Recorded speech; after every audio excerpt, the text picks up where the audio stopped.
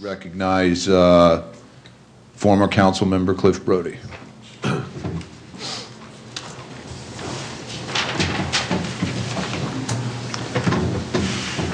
think I can do it in 3 minutes.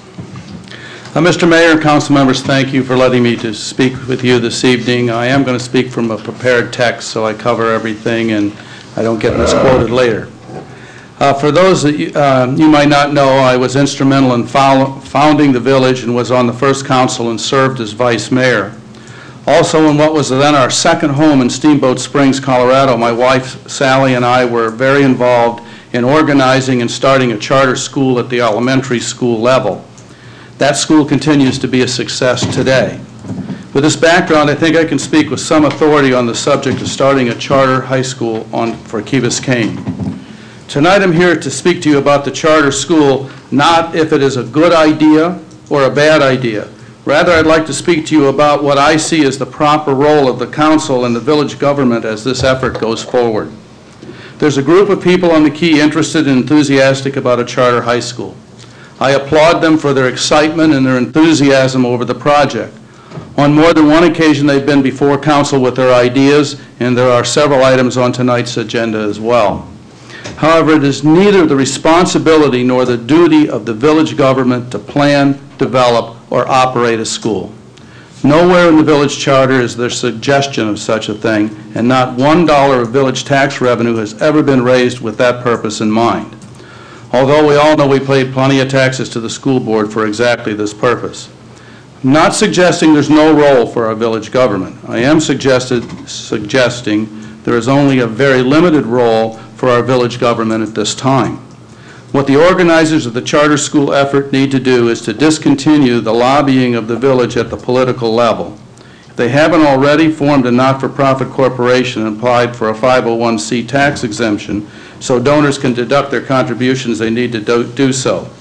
They're going to need a substantial amount of money if the charter school is going to happen. It would appear they already have some wealthy islanders ready to support them financially. That and smaller contributions and grants is where the money for organization and planning needs to come from, not the village government. They need to develop a thorough business plan based on hard figures. They need to select a location, possibly alternatives too. If their selected location is already being used, they need to address how that current use will be accommodated. There is much more that a complete and professional business plan will require. Professional help will undoubtedly be needed. The current feasibility study is a start, but no more than that. They should not be expecting the village government to do any of that for them. They need to do it. Certainly they can ask the village staff for any information or statistics they have. I feel certain the village and the county and even the school board will cooperate at this level with anything they have. But the burden is clearly on the organizers to do this. They need to stop looking to the village government to do it for them or help in any way other than providing data and information that the village already possesses. Once they have a viable, complete, and documented business plan, it will be time to execute it. Then will be the time to approach the council if the village government is to be involved in the project in any way, financially or otherwise. Then will be the time for the village council to consider such requests. This is exactly what the founders of our village did with Dade County when we started this village. Some of you may have been here long enough to remember even the non-official elections we had back then. Once the village founders knew what they wanted, had a plan for a new municipality, they then went to the county. They didn't ask or expect the county to do the planning for us. My experience with the charter school in Colorado is essentially the same.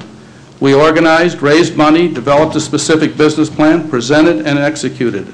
There we even had to go to court to get the local school board to do what it was required to do by state law.